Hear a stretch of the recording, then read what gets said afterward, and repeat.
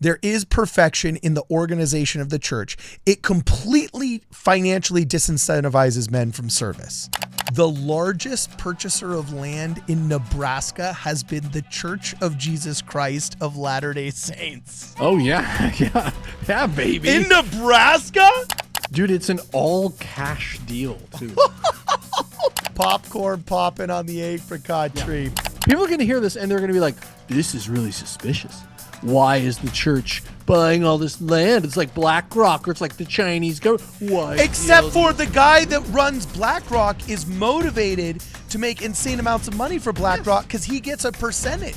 He gets 10%. There is none of that incentive in the Church of Jesus Christ of Latter-day Saints. Exactly. All of the scriptural references used in this episode will be brought to you by scripturenotes.com. For a free trial to Scripture Notes, please visit the link in the description.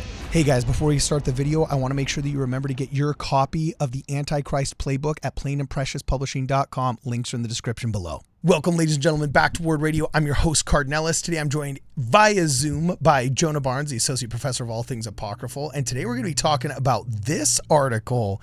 The Mormon Church is paying $289 million, Jonah, for dozens of U.S. farms comprising, look at this stat, comprising over 41,000 acres of land with the intention of leasing it to farmers.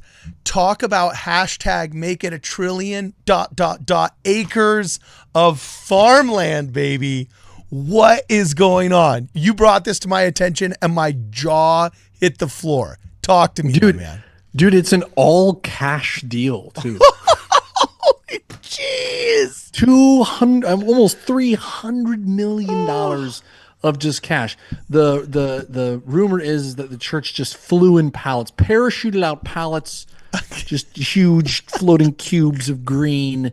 No, but it's a cash deal for over 41,000 acres of land scattered across the United States. So there's some in Illinois, there's some in North Carolina. They're kind of all over, but they're essentially farms, commercial farmland. This is a most people probably don't invest in a lot of farmland, but it's an industry, and the church has an arm that invests in farmland and things like that. Many of the church's farm investments are for Bishop Storehouse farms, where we grow food, raise cattle to actually use for giving to the poor in the Bishop Storehouse. Okay. These sounds like are not those. It sounds like these are purely investment. So the church is buying up the land, and they're going to lease it to local farmers so that they can just work. Well, dude, let's look at some of these stats. I mean, so the church pays the $289 million for thousands of acres of farmland across 8 states. Okay, cool. That's kind of a run-of-the-mill investment, right? But now we're finding out the farms encompass 41,500 acres of land, okay, in Arkansas, Florida, Louisiana, Mississippi, Nebraska, Oklahoma, and the Carolinas. And according to Agricultural Dive, all right, the church now owns approximately 1.7 million acres of land, primarily used for agriculture. And this is according to Landgate, which is a commercial real estate advisory service, right? And now it's estimated the church owns $16 billion worth of property across the country, with around $2 billion for agricultural land. And I was reading later on down in the article that since 2018, the largest purchaser of land in Nebraska has been the Church of Jesus Christ of Latter-day Saints. Oh, yeah, baby. In Nebraska? Yeah. Like, it's one thing if we're like Delaware and we like bought a bunch of farmland. It's not hard to get ahead there, right? That's right. But Nebraska, this is literally like the bread basket of America, right? Yeah. So I mean, that's like being the largest purchaser of the club steering wheel locks in New York. You know? Yeah, seriously, it's huge, right? Yeah. So the church. So a lot of these farms, they include peanut farms, pea farms, rice farms, cotton farms, soybean farms, and, if you listen real careful, corn farms. Now, in the Discord, okay, I think we've cracked this, okay? Our crack team of investigators here at Word Radio has been digging into this, okay, guys? We're not just reporting the news, we're creating the news. We're unraveling the story. And we think there's pictures of trees here, Carter. Yeah, I see them. I see what's going on here. We think these are actually they're Oh experimenting gosh. with genetic splicing to make popcorn yielding apricot trees. Okay, popcorn yielding apricot trees.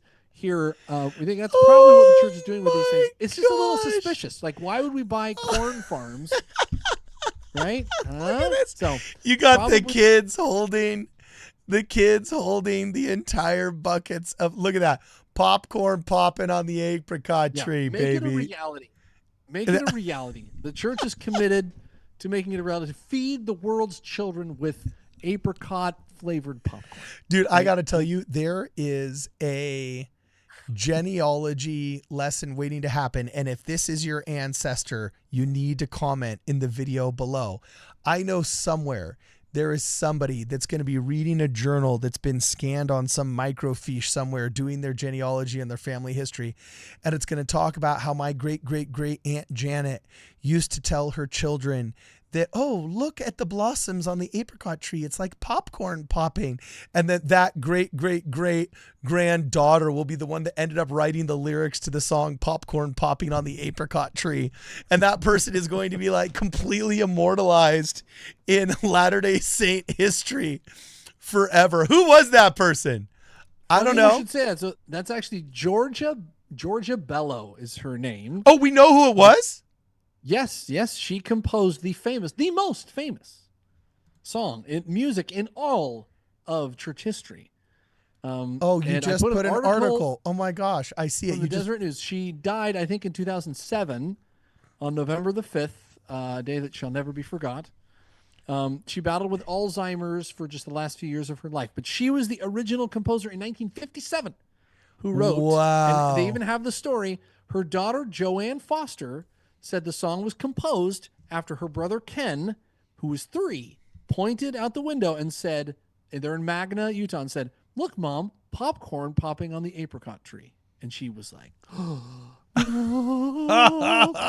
a VH1. You can see like the Beatles in the basement. Think how much correlation has damaged the culture of our church. Think about it. In the 50s, there was kids pointing out the window and saying, "Look, Mom, popcorn popping on the apricot tree." And within literally less than a decade, it's printed in the books, getting sung in primary. You couldn't get an appointment with the correlated person. They couldn't release that hymn book. They were, a decade behind on the hymn book release? When was it first supposed to come out? When did they announce that it was coming out? Long time ago. Yeah. Weren't they like 12 years behind schedule on that or something?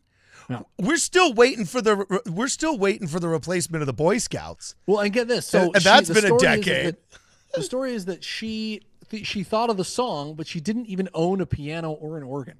So she had to use one of those little teeny toy pianos, ding, ding, ding, ding, ding, from the 1950s. It's just like levers hitting like metal, ding, ding, ding, ding, ding, ding. And that's what she composed it on. Ding, ding, ding, ding, ding, ding, ding, ding, ding, and wrote the song. Are you kidding me? No, that's I legit. need to snip this section out of this video because I've been more interested in this rabbit hole, you know what I'm saying, than I am in the $289 million purchase. You know what we need to do? I want to go do a documentary. Where is that window? Where is that window from popcorn popping in the apricot tree? Like a VH1 behind the music. If that window still exists, please, whatever person in Magna, Utah bought this house that's a shack built in the 20s, I'm sure, and it's now probably somebody's guest house. I hope it has not been bulldozed.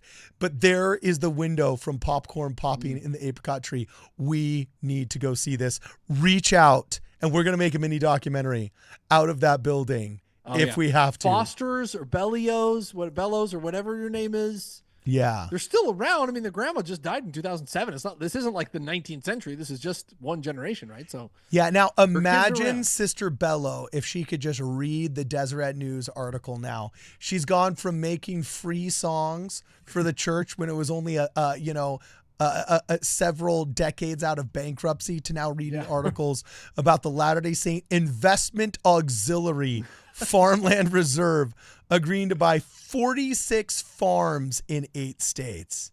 That is absolutely insane. We used to have to write our songs on toy pianos.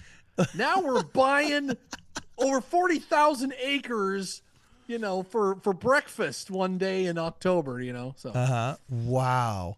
Okay. Cool. So here's what interests me about this land purchase. All right.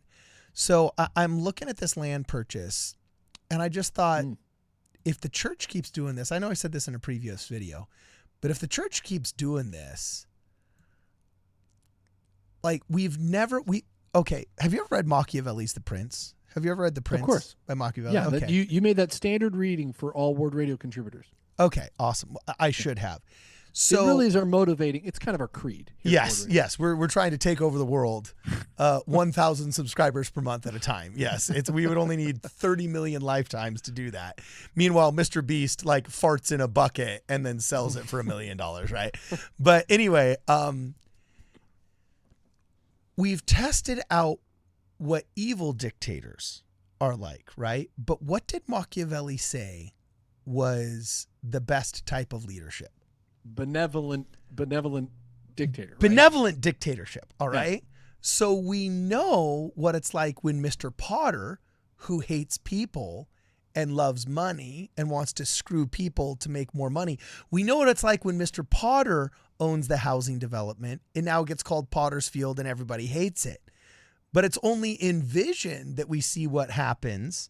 You know what I'm saying? And It's a Wonderful Life. Sorry, it's in Vision that we see what happens with Potter's Field. But the world has never truly seen benevolent dictatorship. The church, there's no, literally the people that are probably managing the finances of the church actually make more money than the president of the church himself. Oh, yeah, absolutely. We all know what they make. It's a living stipend that is equivalent to basically a college level administrator's making, like a large high school, a very small junior college, right? For the president of the worldwide church, right? And all the apostles are the same. Every once in a while, they might get some book deal that Deseret book people in Utah might buy or something, but ain't nobody getting rich off running the church because it's perfect organization. Like any good system, there's bad apples, right? But there is perfection in the organization of the church. It completely financially disincentivizes men from service, but it still gains through obeying its own scriptures and law of the harvest, its own wealth. So it will get large enough that now it can start saying, yeah, we're the largest purchaser of land in Nebraska. Crazy. And so Illinois. Okay. We're tens of thousands of these acres. Illinois drove us out. The feet of our children were bleeding on the ice of the river as they drove us out into the wilderness to be eaten by wolves and killed by savages. And now look.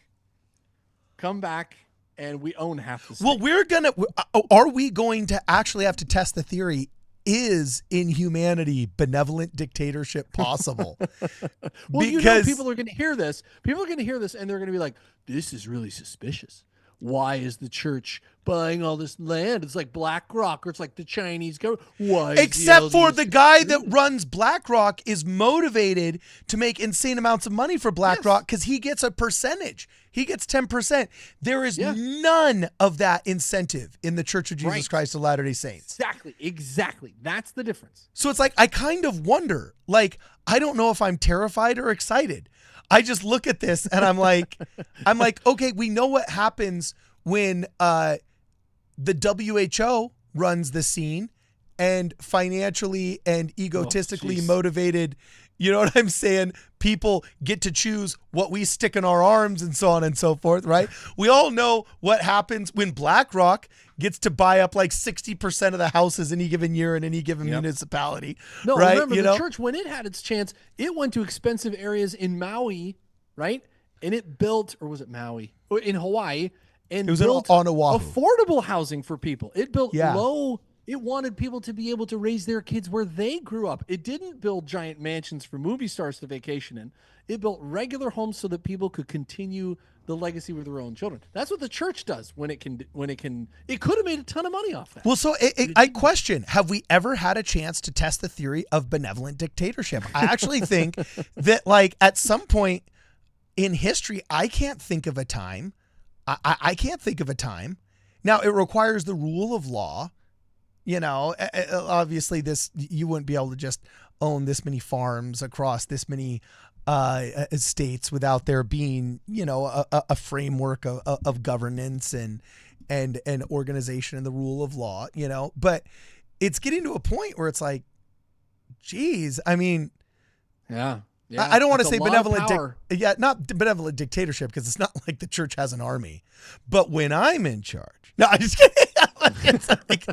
That's gonna change. Yeah, paramilitary organizations everywhere. No, I'm just kidding. Dude, all those Polynesians, man, those guys are ready. Oh, we'd crush it. Everything from the angry redheads in Tooele to the island of Tonga.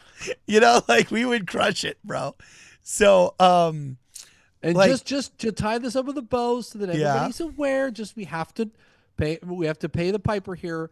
The church owns tens of thousands, millions of acres, many farms, and it uses much of it for the bishop's storehouses. Food is shipped in church-owned trucks to church-owned supermarkets and church-owned the bishop's storehouses in Mesa, in Colorado, in Utah, in California, all over the place. Oregon, Idaho, Florida, so that poor people can come and receive goods and food from those places.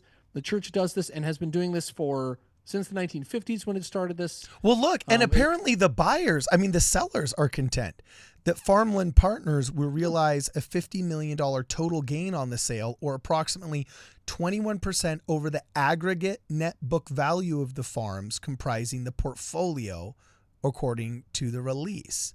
Yeah. So it seems like, from what I'm reading here, unless I'm totally misinterpreting this wrong, or I'm interpreting this incorrectly, it seems like the sellers are happy to sell it for that much.